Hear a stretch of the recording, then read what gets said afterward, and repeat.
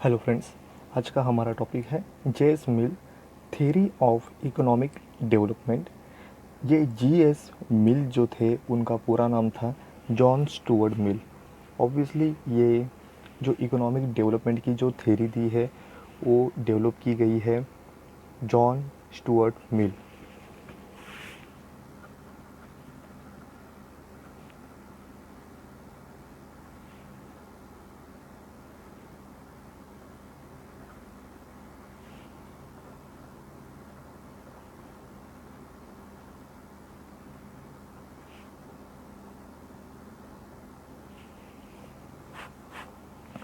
John Stuart Mill, ये उनके पिता का नाम था जेम्स मिल, जो उनके बड़े बेटे थे। ये जॉन जो स्टुअर्ट मिल थे, इनका टाइम पीरियड रहा है 1806 टू 1873। 1806 टू 1873। ये बिलोंग करते थे इंग्लैंड से, जो ये ब्रिटिश इकोनॉमिक्स थे।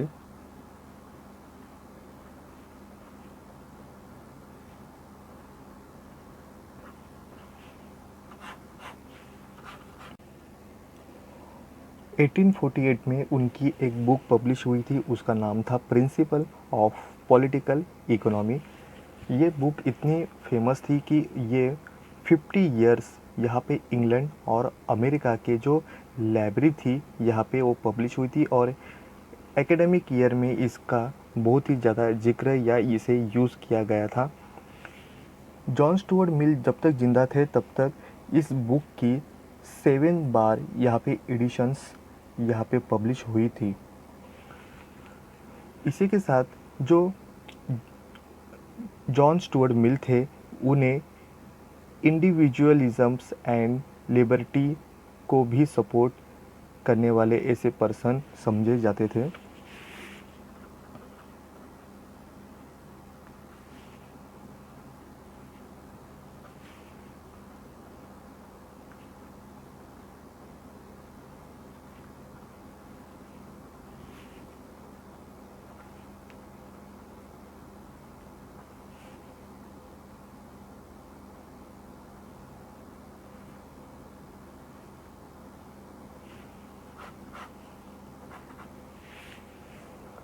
उन्होंने अपने लाइफ में पब्लिक वेलफेयर इससे सबसे ज़्यादा इम्पोर्टेंस दिया है, और इसी के साथ किसी भी कंट्री की जो स्टेट होती है उसे ग्रोथनेस को सबसे ज़्यादा हेल्पफुल होती है। उसी के साथ उन्होंने गवर्नमेंट की जो इंटरवेंशन है इसे इम्पोर्टेंट नहीं दिया है, और एक बुक लिखी थी जो लिबर्टी पे बेस थी, और उसका नाम था ऑन लिबर्टी, जो 1859 में पब्लिश हुई थी, और ये बेस करती थी लोगों के फ्रीडम पे और freedom of expressions.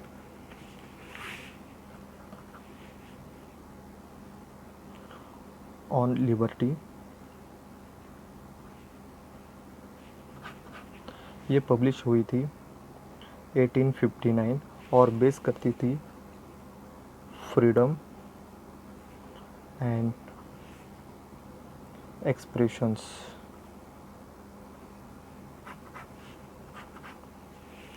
Classical economics में जितने भी इकोनॉमिक्स है, एडम स्मिथ, रिकार्डो, जेएस मिल, उसी की तरह जेबी से और माल्थस, इन सभी के जो थ्योरी है इनमें जितना इम्पोर्टेंट दिया गया है, उसी तरह से जेएस मिल का भी यहाँ पे जो थ्योरी है इकोनॉमिक डेवलपमेंट में, वो भी इम्पोर्टेंट माना जाता है। इसी के साथ जॉन स्टुअर्ट मिल का जो इकोनॉमिक डेवलपमेंट का जो थ्योरी है, ये थ्योरी कुछ अजम्पशन पे बेस करती है। तो ये अजम्पशन इस तरह है। फर्स्ट है लैंड, लेबर एंड कैपिटल। ये तीनों जो फैक्टर है, ये factor function of economic development के फैक्टर समझे जाते हैं। Land, labour and capital R functions of economic development.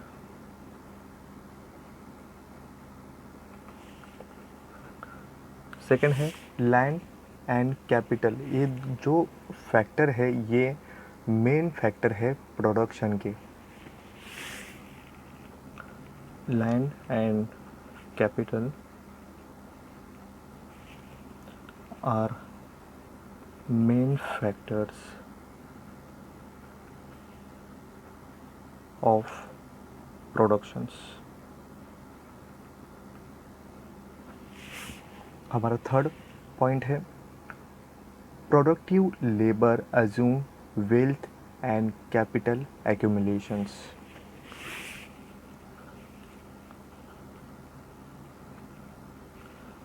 Productive labour assume us wealth and capital accumulation।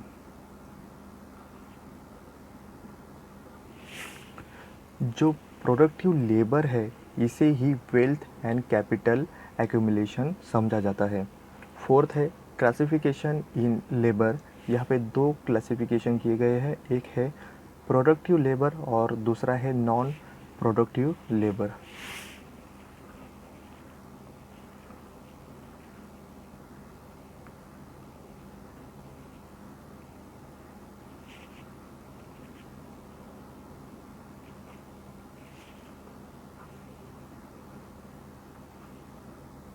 Productive labour, second non productive labour. हमारा नेक्स्ट पॉइंट है open economy या free market समझा गया है।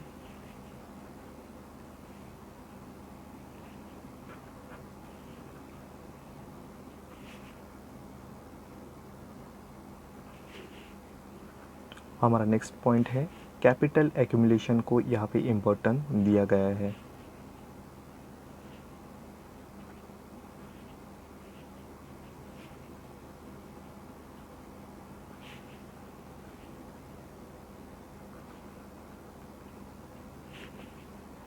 हमारा नेक्स्ट पॉइंट है constant technology को यहाँ पे अज्यूम किया गया है।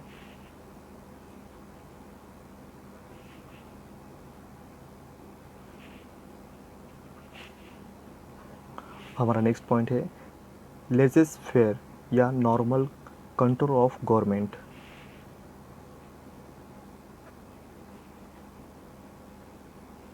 ये कंडीशन हमें ये कहती है कि जब जॉन स्टुअर्ट मिल यहाँ पे गवर्नमेंट का किसी भी तरह का इंटरफेरेंस इम्पोर्टेंट नहीं है ये समझते हैं, बट अंडर डेवलपमेंट कंट्री के बारे में वो नॉर्मल कंट्रोल यहाँ पे गवर्नमेंट का होना चाहिए ये भी अज्यूम कर लेते हैं, जो हम आगे वाले टॉपिक पे हम इस पे भी डिस्कस करने वाले हैं।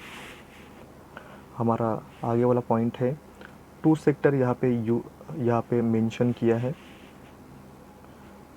टू सेक्टर ऑफ इकोनॉमी, यहाँ पे फर्स्ट है एग्रीकल्चर,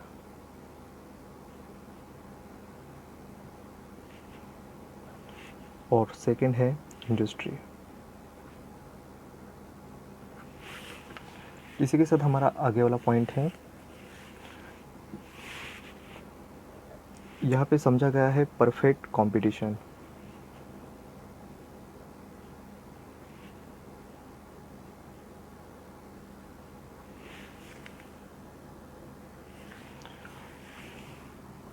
और हमारा लास्ट पॉइंट है लॉ ऑफ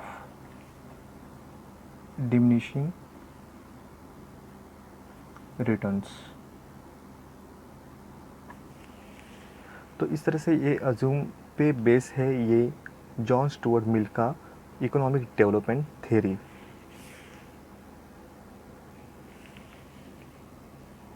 तो इसी तरह से जॉन स्टुअर्ट मिल इनका व्यू किस तरह से है इकोनॉमिक डेवलपमेंट को इनका नज़रिया किस तरह से है ये हम देखेंगे। यहाँ पे फर्स्ट पॉइंट है थ्योरी ऑफ इकोनॉमिक डेवलपमेंट।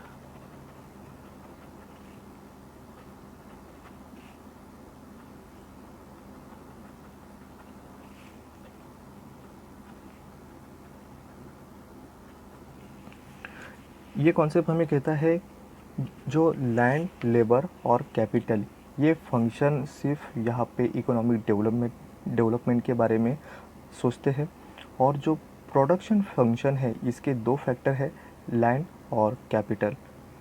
तो उसी के साथ जो लैंड और कैपिटल अगर इसकी इफ़िशियंसी अगर लेबर से अगर ज़्यादा है तो यहाँ पे जो प्रोडक्टिविटी होने वाली है वो सबसे ज़्यादा रहेगी, और इसी के साथ उस कंट्री की जो ग्रोथ है वो बढ़ने में हेल्प होगी। तो लेबर और कैपिटल ये दो फैक्टर यहाँ पे लेबर फैक्टर से ज़्यादा इफ़िशिएंट या सबसे ज़्यादा यहाँ पे प्रोडक्टिविटी यहाँ पे देने में हेल्पफुल होती है, और इससे ही ग्रोथनेस में हेल्प होगी।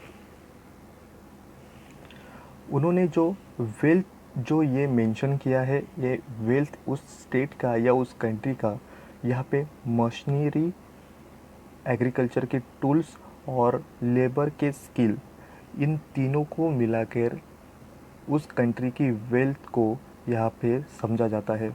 और उसी के साथ उन्होंने जो क्लासिफिकेशन की है प्रोडक्ट की, और प्रोडक्ट का किस तरह से क्लासिफिकेशन होगा, तो लेबर से जो प्रोडक्टिव लेबर होगा या नॉन प्रोडक्टिव लेबर होगा, तो उस कंट्री की ग्रोथ के लिए प्रोडक्टिव लेबर ये कॉन्सेप्ट उन्होंने निकाला है, और जो नॉन प्रोडक्टिव लेबर है इसका किसी तरह का भी यूज़ उस कंट्री के लिए नहीं होता है, ऐसा समझा गया है।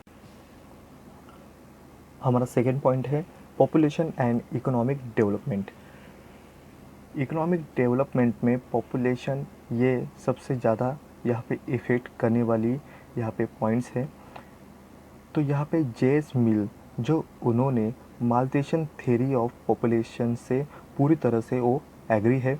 उन्होंने कहा है जैसे ही पॉपुलेशन बढ़ता है और पॉपुलेशन और जो ग्रोथनेस है इनका इनवर्स रिलेशनशिप होता है। अगर पॉपुलेशन बढ़ता है तो उसके साथ साथ फूड का जो सप्लाई है वो घटता जाता है, और इससे क्या होता है उस कंट्री की ग्रोथनेस पे यहाँ पे इफ़ेक्ट होता है। तो उन्होंने जो लेबर के प्रोडक्टिव लेबर और नॉन प्रोडक्टिव लेबर ये कॉन्सेप्ट यहाँ पे यूज़ किया है। उन्होंने कहा है अगर ग्रोथ बढ़ानी है तो वेजेस जो लेबर के हैं वो भी बढ़ते हैं। अगर वेज रेट बढ़ेंगे तो पॉपुलेशन भी बढ़ेगा, और इसको अगर कंट्रोल में नहीं कर पाए तो ये पॉपुलेशन यहाँ पे उस कंट्री की ग्रोथनेस को दिक्कत देगी। इसकी एक वजह उन्होंने बताई है जो सोशल अवेयरनेस, इसकी कमियां होने की वजह से ये पॉपुलेशन यहाँ पे दिक्कत दे देती है।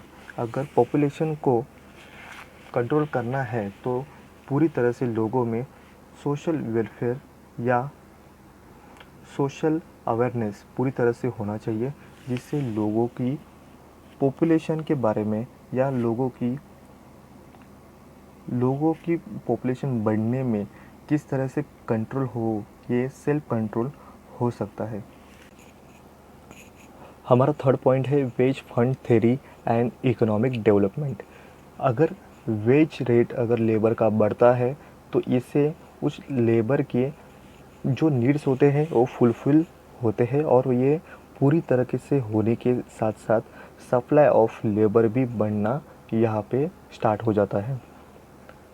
तो यहाँ पे जो वेज रेट मिलता है लेबर को, तो ये कहाँ से मिलेगा, ये मिलता है कैपिटल से, या कैपिटल एक्यूमुलेशन होने के साथ साथ लोगों को या लेबर को उनकी वेजेस मिलते हैं। तो ये कैपिटल रिजर्व करना पड़ता है लेबर के वेजेस देने को। तो ये किस तरह से हम निकालते हैं, वेज रेट निकालने के लिए wage fund upon number of labour, ये अगर हम करें तो हमें वेज रेट मिलता है। तो ये वेज रेट लेबर का अगर हमें बढ़ाना है तो इसकी दो तरीके होते हैं, एक तो हम वेज फंड बढ़ाए या नहीं तो हम लेबर के जो नंबर है वो कम करें।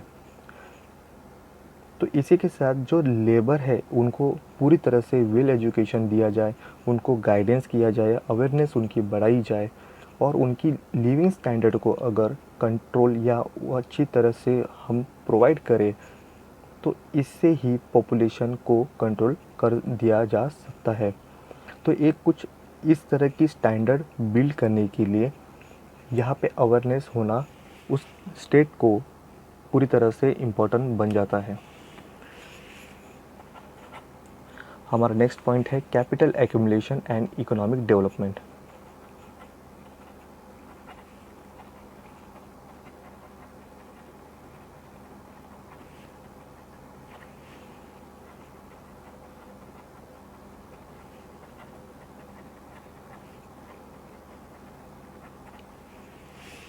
ये पॉइंट हमें ये कहता है कि अगर इकोनॉमिक डेवलपमेंट अगर होता है तो वो सिर्फ होगा कैपिटल एक्यूमुलेशन को। ये ना ही जेस मिल ने यहाँ पे अज्यूम किया है, यहाँ पे पूरी तरह से क्लासिकल इकोनॉमी जितने भी है उन्होंने अपना फोकस कैपिटल एक्यूमुलेशन को ही दिया है जिससे इकोनॉमिक डेवलपमेंट होती है। तो उसी के साथ अगर ये कैपिटल एक्यूमुलेशन बढ़ाना है तो उसके लिए हमें जो कैपिटलिस्ट है उनका प्रॉफिट बढ़ाना सबसे अहम रोल निभाता है। तो ये प्रॉफिट बढ़ेगा कैसे? तो जितनी भी या मैक्सिमम जितना भी हम सेविंग करें ये सेविंग हमारा कैपिटल एक्यूमुलेशन को ही प्रोवाइड करता है और इसके साथ क्या होता है हमारा जो इन्वेस्टमेंट है वो भी बढ़ता है। जब इन्वेस्टमेंट बढ़ता है तो कैपिटलिस्ट को प्रॉफिट भी बढ़ता है। तो ये जो मूवमेंट है इस मूवमेंट को जे.एस. मिल ने डिज़ायर इफ़ेक्टिव सेविंग ये कॉन्सेप्ट क्लियर की है। इसके साथ हमारा नेक्स्ट पॉइंट है profit rate and economic development.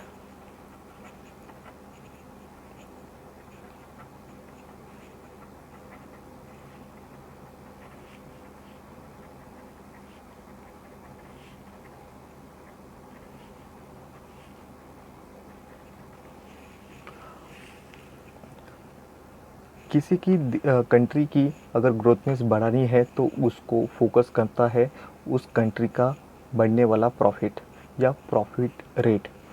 अगर ये प्रॉफिट रेट बढ़ने के लिए एक ऐसी लेवल तक जाता है जब हर जगह पे प्रॉफिट बढ़ता हुआ कंडीशन मिलता है और इससे ही उस कंट्री की इकोनॉमिक डेवलपमेंट कंडीशन हमें मिलती है। बट कुछ समय बाद या ऐसे पीक पे जाके एक कंडीशन रुक जाती है जहाँ पे लॉ ऑफ डिमिनिशिंग रिटर्न जो कल्चर से हमें मिलता है या वो डिक्लेन करना स्टार्ट हो जाता है।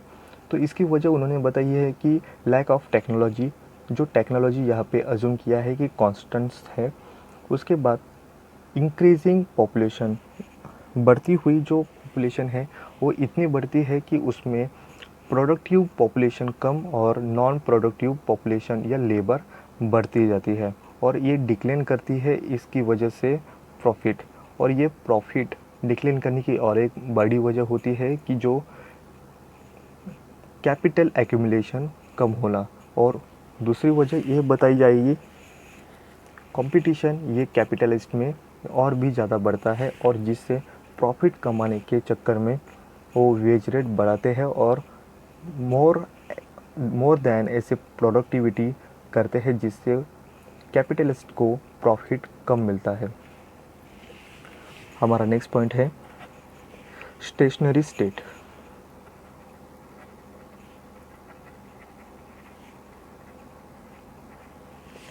जेस मिल यहाँ पे स्टेशनरी स्टेट ये कॉन्सेप्ट को वेलकम करते हैं और वो कहते हैं कि ये सिचुएशन कभी ना कभी आने ही वाली होती है।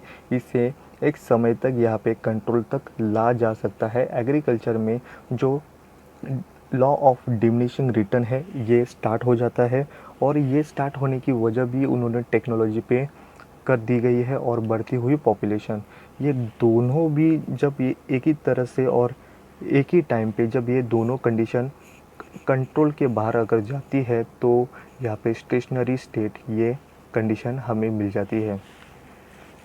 जेस मिल कहते हैं कि अगर इससे भी बाहर निकलने के लिए भी टेक्निक या कुछ ऐसी पॉलिसी भी यूज़ कर सकते हैं जिससे हम स्टेशनरी स्टेट्स में जाकर भी यहाँ पे रिवर्स ऐसी कंडीशन में जाके फिर ऐसी जो डेवलपमेंट कंट्री को और भी बढ़ाया जा सकता है। बट इसको कंट्रोल करने के लिए उस पॉपुलेशन को भी कंट्रोल करना पड़ेगा और लोगों को अवेयरनेस यहाँ पे करना उतना ही इम्पोर्टेंट बन जाता है। और टेक्नोलॉजी ये सबसे बड़ी इम्पोर्टेंट यहाँ पे माना जाएगा। और जो कैपिटलिस्ट है उनका प्रॉफिट बढ़ना और कैपिटल एक्यूमुलेशन, ये सब अगर चीज़ें कंट्रोल और यहाँ पे इंक्रीज कर देना स्टार्ट कर देती है तभी हम स्टेशनरी स्टेट से बाहर आ सकती है। अगर ये कंडीशन में हम कंट्रोल नहीं कर पाते हैं तो ऐसे पीक पे जाके ये सिचुएशन स्टॉप हो जाती है और जो प्रॉफिट है वो डिक्लाइन करना स्टार्ट कर देता है। हमारा नेक्स्ट पॉइंट है government role and economic development.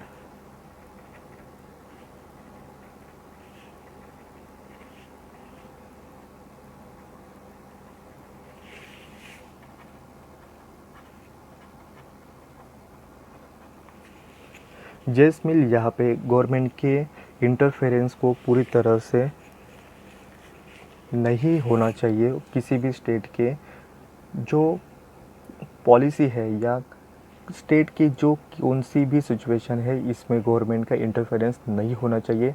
ये इस कॉन्सेप्ट को पूरी तरह से एग्री थे। बट उनकी जो कॉन्सेप्ट है डेवलपिंग कंट्री के बारे में, उसके बारे में यहाँ पे गवर्नमेंट का जो रोल है इसमें वो हमें चेंजेस दिखाई देता है।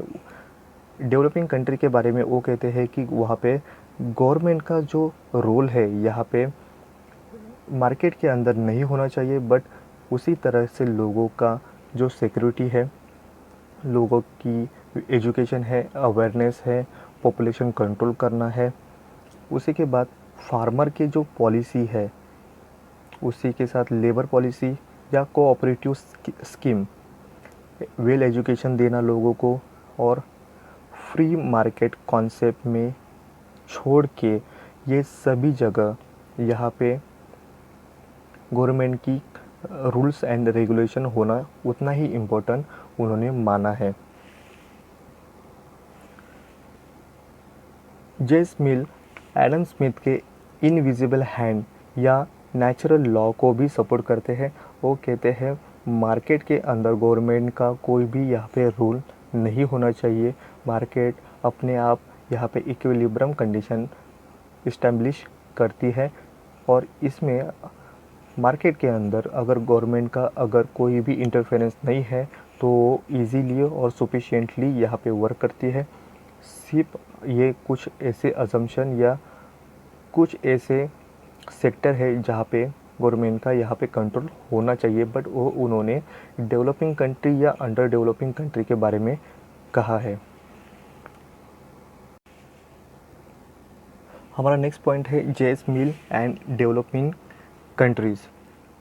जेस मिल या जॉन स्टुअर्ट मिल यहाँ पे डेवलपिंग कंट्री के बारे में भी अपनी राय देते हैं। वो कहते हैं उनका फोकस अगर करना है और उसे डेवलपिंग कंट्री को अगर डेवलप कंट्री में अगर लाना है तो उसके लिए उन्होंने कुछ ऐसे पॉइंट्स बताए हैं जिससे अगर फोकस करे तो ये डेवलपिंग कंट्री भी डेवलप कंट्री के साथ उनके साथ आ सकती है। तो इसके लिए उन्होंने कहा है कि डेवलपिंग कंट्री में सबसे ज़्यादा प्रॉब्लम्स होते हैं कैपिटल एक्यूमुलेशन, जो इन्वेस्टमेंट के लिए इम्पोर्टेंट होता है। तो ये सेविंग बढ़ाने की जो कॉन्सेप्ट है वो अगर फॉलो करे तो कैपिटल एक्यूमुलेशन और भी बढ़ सकता है। उसी के साथ उन्होंने कहा है कि इंफ्रास्ट्रक्चर का जो प्रॉब्लम है वो सॉल्व कर सकता है जो कैपिटल एक्यूमुलेशन। और उसी के साथ उन्होंने कहा है कि अगर इंफ्रास्ट्रक्चर इसको बिल्ड करना है तो उसके लिए उनकी स्टेट गवर्नमेंट है उसे यहाँ पे पूरी तरह से फोकस करना होगा। इंफ्रास्ट्रक्चर उसी से ही यहाँ पे बिल्ड हो सकता है। उसी के साथ उन्होंने कहा है कि जो लैंड है वो यहाँ पे लिमिटेड समय के साथ यहाँ पे अवेलेबल होती है और मैक्सिमम यहाँ पे फर्टिलिटी की प्रॉब्लम डेवलपिंग कंट्री में होती है। और यहाँ पे प्रोडक्टिविटी बढ़ाने के लिए यहाँ पे मैक्सिमम लैंड को फर्टिलिटी करना इम्पोर्टेंट होती है। उसके लिए अच्छी तरह से यहाँ पे जो टेक्नोलॉजी है और स्टडी है एग्रीकल्चर के बारे में, यहाँ पे हर फार्मर को देना इम्पोर्टेंट बनता है। उसी के साथ फर्टिलिटी की जो लैंड है, इसके साथ टेक्नोलॉजी को भी यहाँ पे उन्होंने इम्पोर्टेंट दिया है। टेक्नोलॉजी के साथ साथ जो लैंड की प्रोडक्टिविटी है और भी बढ़ती है। उसी के साथ उन्होंने कहा है कि कंट्रोल करना चाहिए डेवलपिंग कंट्री को पॉपुलेशन बढ़ने में, और उसी के लिए उन्होंने कहा है कि अवेयरनेस उतना ही इम्पोर्टेंट है। और ये अवेयरनेस अगर लोगों के पास होने के लिए, उनके लिए गवर्नमेंट ने उनको पूरी तरह से यहाँ पे पॉपुलेशन कंट्रोल करने के लिए अवेयरनेस देना ज़रूरी है। उनके लिए, लोगों के लिए वेल एजुकेशन, लोगों की लिविंग स्टैंडर्ड और लोगों को पूरी अच्छी तरह से फूड सप्लाई होना उतना ही इम्पोर्टेंट उन्होंने कहा है। उसी के साथ जेस मिल कहते हैं कि जो इनकम डिस्ट्रीब्यूशन है वो अनइक्वल, ये कंडीशन यहाँ पे डेवलपिंग कंट्री में मिलती है। इस पे पूरी तरह से फोकस करना चाहिए। लोगों के वर्किंग आवर, इसको भी यहाँ पे देखना चाहिए। डेवलपिंग कंट्री में वर्किंग आवर और उनको मिलने वाला बेनिफिट, इसमें पूरी तरह से डिफरेंस यहाँ पे दिखाई देता है। तो ऐसे कुछ पॉइंट्स है, ये पॉइंट्स को अगर फोकस करें तो जेस मिल कहते हैं कि डेवलपिंग कंट्री को भी डेवलप या उनकी ग्रोथनेस बढ़ने में हेल्पफुल होती है। इसी के साथ हमारा नेक्स्ट पॉइंट है क्रिटिक्स। यहाँ पे जेएस मिल ने जितना भी यहाँ पे इकोनॉमिक डेवलपमेंट होने के लिए या डेवलपिंग कंट्री के बारे में जितने भी यहाँ पे पॉइंट्स दिए हैं, फिर भी ये उनकी जो व्यू है वो क्लासिकल इकोनॉमिक्स के बेस पे ही है। और जो इसी के बेस पे ही कुछ ऐसे अजम्पशन है उनको यहाँ पे अदर इकोनॉमिक्स यहाँ पे क्रिटिस करते हैं। उसमें फर्स्ट है स्टेशनरी स्टेट। जो हर क्लासिकल इकोनॉमिक्स कहते हैं कि एक ऐसी कंडीशन आती है जहाँ पे स्टेशनरी स्टेट, ये कॉन्सेप्ट या ये सिचुएशन खड़ी होती है। और ये जो कॉन्सेप्ट है अदर इकोनॉमिक्स इसे अनरियलिस्टिक आइडियाज़ में गिनते हैं, क्योंकि कौन सी भी कंट्री में अब तक ये स्टेशनरी स्टेट, ये कंडीशन नहीं है। ग्रोथनेस और भी बढ़ती है, भले छोटे छोटे पॉइंट्स में क्यों ना हो, पर ये ग्रोथनेस हर कंट्री में दिखाई देते हैं। तो हमारा फर्स्ट पॉइंट है स्टेशनरी स्टेट, जो अनरियलिस्टिक आइडिया में गिना जाएगा। सेकंड है अज्यूम किया है वेज फंड थ्योरी।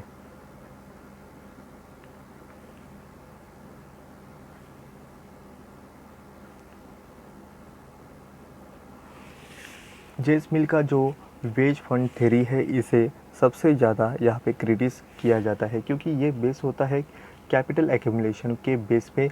और जितना ज़्यादा कैपिटल एक्यूमुलेशन ज़्यादा होगा तो उससे ही कुछ ऐसी अमाउंट यहाँ पे रिज़र्व की जाती है जो वेज रेट देने के लिए। अगर वेज फंड यहाँ पे बढ़ने के लिए यहाँ पे कैपिटल एक्यूमुलेशन उतना ही बढ़ना इम्पोर्टेंट माना जाता है। और इसको ही, इस पॉइंट को सबसे ज़्यादा यहाँ पे अदर इकोनॉमिक्स यहाँ पे क्रिटिस करते हैं। हमारा नेक्स्ट पॉइंट है too much pressure about the population increasing.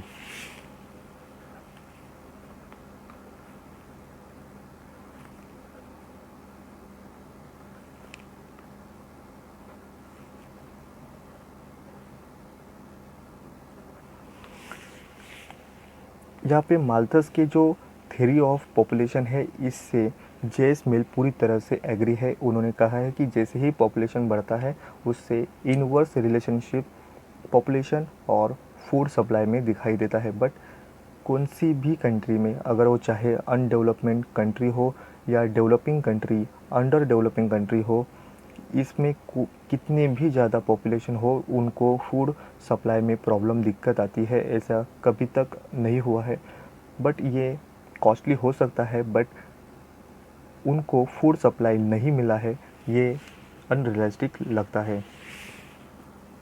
हमारा नेक्स्ट पॉइंट है unrealistic law of diminishing return.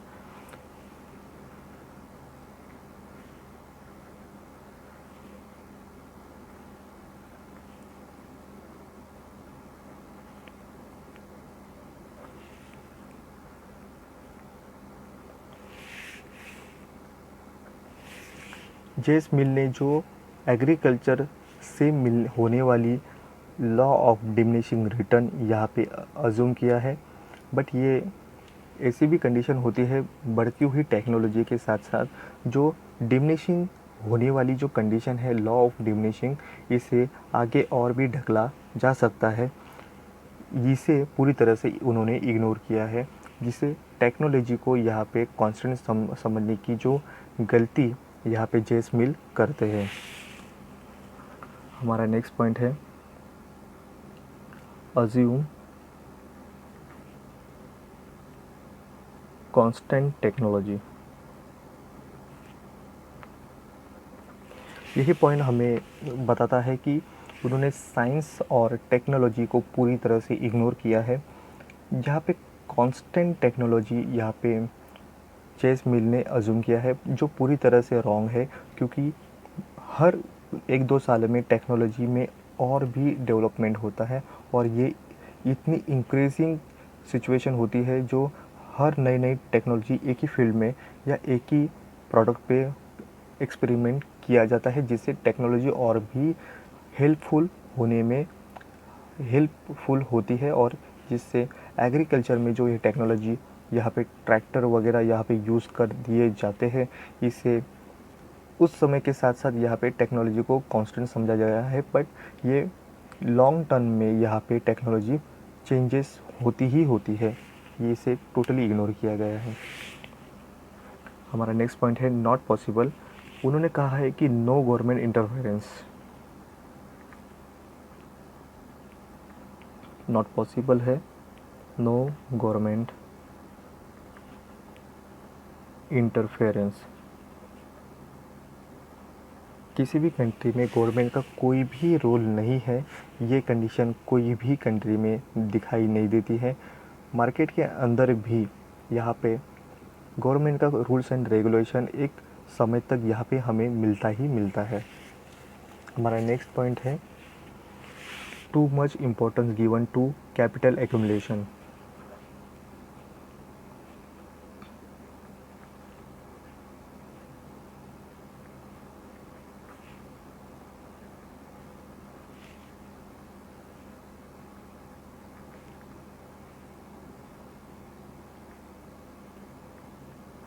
Classical economics में जितने भी इकोनॉमिक्स हैं, उन्होंने कैपिटल एक्यूमुलेशन को अपने डेवलपिंग कंट्री के लिए इम्पोर्टेंट है और डेवलपमेंट इकोनॉमिक्स में इसे पूरी तरह से हर इकोनॉमिक्स इसे टू मच इम्पोर्टेंस देते हैं। जो अदर जो फैक्टर है उसे कम समझा जाता है। हमारा नेक्स्ट पॉइंट है इग्नोर किया गया है फैक्टर ऑफ एंटरप्रेन्योर।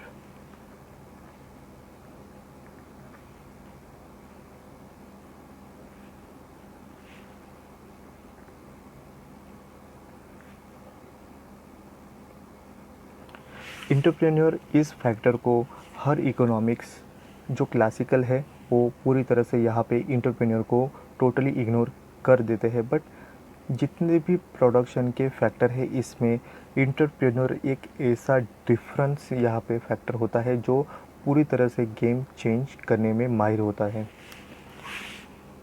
हमारा नेक्स्ट पॉइंट है अज्यूम किया है परफेक्ट कंपटीशन।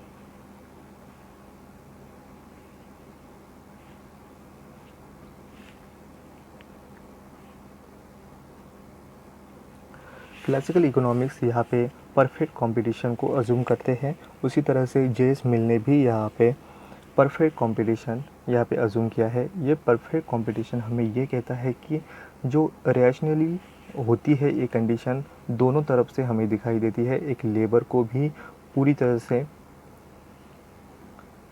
उनकी कंडीशन मालूम होती है या जो कंज्यूमर है उनको भी अपनी जो सर्विस लेनी है या गुड्स लेनी है उसके बारे में फुल इंफॉर्मेशन होती है और जो सेलर है उसे भी अपने प्रोडक्ट के बारे में पूरी तरह से इंफॉर्मेशन होती है और किस तरह की यहाँ पे कंज्यूमर हमें मिलते हैं उनके बारे में रीजनल होता है, ऐसा परफेक्ट कंपटीशन में समझा जाता है।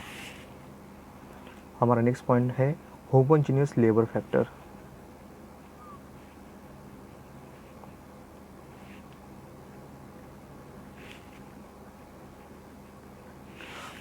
लेबर फैक्टर जो है उसे पूरी तरह से होमोजीनियस यहाँ पे समझा जाता है, बट पूरी तरह से यहाँ पे लेबर फैक्टर यहाँ पे होमोजीनियस नहीं होते। उनके डेवलपमेंट और उनकी स्केल, उनकी स्किलफुल जो कंडीशन होती है वो पूरी तरह से डिफरेंट होती है। उनकी नॉलेजेबल, इनकी एजुकेशन, इसी तरह से हर जो लेबर है वो पूरी तरह से डिफरेंस होते हैं, जो यहाँ पे होमोजीनियस यहाँ पे समझा गया है।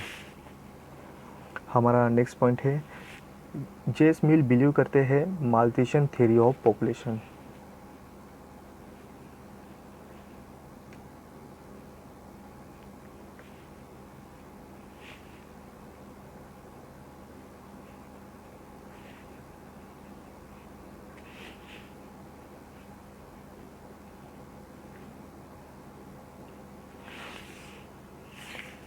माल्थस जो अपनी थ्योरी ऑफ पॉपुलेशन में कहते हैं कि जो पॉपुलेशन बढ़ने के साथ साथ ये दिक्कत देती है उस कंट्री की ग्रोथनेस को बढ़ने में, और उससे पॉपुलेशन और फूड सप्लाई इसमें इनवर्स रिलेशनशिप होता है। और इसे ही इसको भी एग्री करते हैं जेस मिल, जो ये पूरी तरह से दोनों की भी यहाँ पे सोच गलत होती है। किसी भी कंट्री में ये अब तक यहाँ पे एक्सपीरियंस नहीं किया गया है। हमारा नेक्स्ट पॉइंट है बिलीव इन नेचुरल लॉ।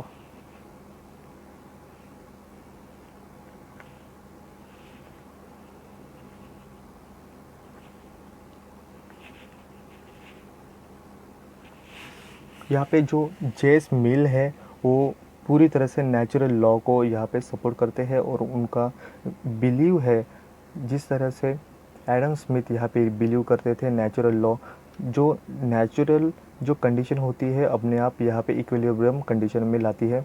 और इनविजिबल हैंड, ये जो कॉन्सेप्ट एडम स्मिथ ने दोनों भी कॉन्सेप्ट दिए हैं वो पूरी तरह से यहाँ पे जेस मिल अप्लाई करते हैं, और ये उनकी इस सोच पे यहाँ पे एग्री है और इसको ही वो फॉलो करते हैं।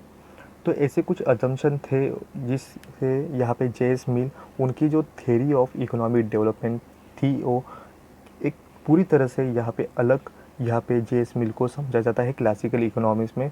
फिर भी उनकी जो अजम्पशन है उस पे और उनकी जो यहाँ पे उन्होंने थ्योरी दी है इकोनॉमिक डेवलपमेंट में, वो उनमें कुछ ऐसी कमियां भी यहाँ पे अदर इकोनॉमिक्स दिखाते हैं जिससे वो उन्होंने यहाँ पे क्रिटिस किए हैं। तो इसी के साथ आज का ये टॉपिक जेस मिल का थ्योरी ऑफ इकोनॉमिक डेवलपमेंट में इतना ही। Thank you.